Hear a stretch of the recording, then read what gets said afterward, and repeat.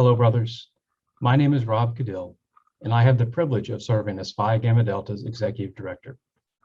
I want to first say thank you for your participation in these last few days in the Leadership Institute, and congratulations, you're near the finish line. Now, as you reflect on your past 2 days, what will be your big takeaways? What did you learn? And what can you apply when you return to campus?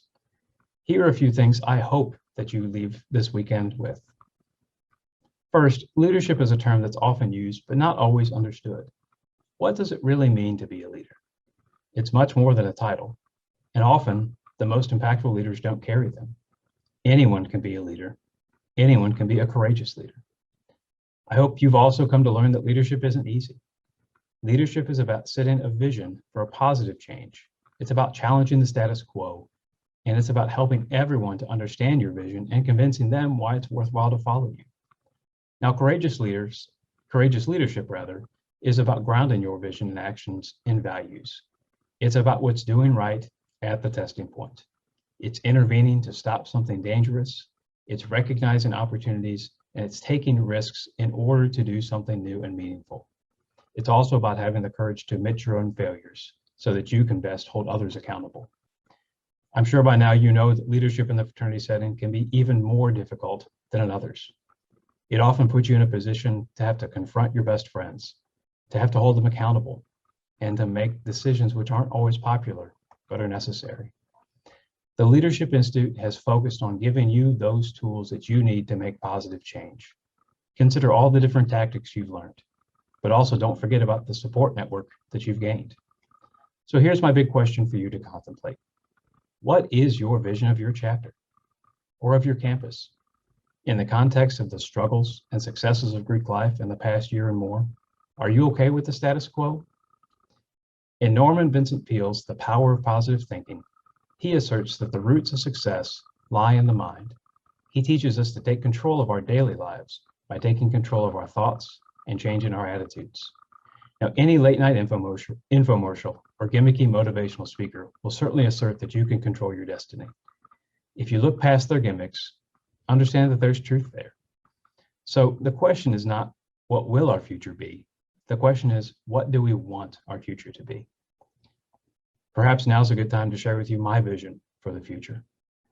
I want Phi Gamma Delta to be an organization that does more than just exist, but one where others, particularly our campuses and our communities, are glad that we're there. I want Phi Gamma Delta to not just be relevant, but to be an important part of campus life. We can all agree, fraternities are much more than friendships and their connection to the social scene. They're leadership incubators. They're testing grounds for personal growth. They're groups of men who support one another, positively impacting mental health, creating connections to campus and community, and they're accelerators for success in college and well beyond. Now, those claims aren't just spouted blindly. They're proven by research. Unfortunately, those positive impacts are all too often blinded by the poor decisions of a few, the reckless behaviors we let slide, and a lack of courageous leadership to stop them. I want the positive impact of Phi Gamma Delta to be known and appreciated on every campus. I want that relevancy, that positive impact to carry to our graduate brothers who remember their college experiences fondly, where they learn the soft skills needed to effectively work with and lead people, and where they actively seek out opportunities to remain involved and to give back. So brothers, I need you to be courageous leaders. I need you to understand your own personal convictions and understand that they will be challenged. I need you to understand that you are going to reach testing points.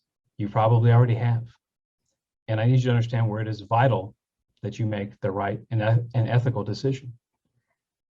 Also understand that that decision may not be popular, but must be made for the betterment of your chapter, for the betterment of your fraternity. Finally, understand that you don't have to be in a leadership position to be a courageous leader. As you move forward, brothers, I challenge you to be flexible. I challenge you to be willing to make changes and adapt and not stand blindly by traditions which act as anchors, but look for ways to create your own tradition of excellence and continue in the midst of change all around us. Doing this will not only help you shape your future, it will ensure that your chapter has a bright future for years to come. Doing this will not just build a good chapter, but build a durable chapter that withstands the inevitable hiccups. It builds a durable chapter by building goodwill and by showing accountability and a history of good decision-making. So brothers, the real work starts now. You've learned a lot in these past few days, but now it's time to take your vision back and get to work. As you do, don't forget to celebrate the small wins. Remember that change rarely happens overnight and never all at once. It's incremental, and it starts with foundational wins that you have to celebrate. Don't forget to lean on your support networks, to ask for help and for feedback, and to do all this so that you can be successful. Brothers, thank you again for your participation and your willingness to make your chapter and your fraternity better. I have great faith that you will carry your chapter forward in a courageous way. Press on, brothers.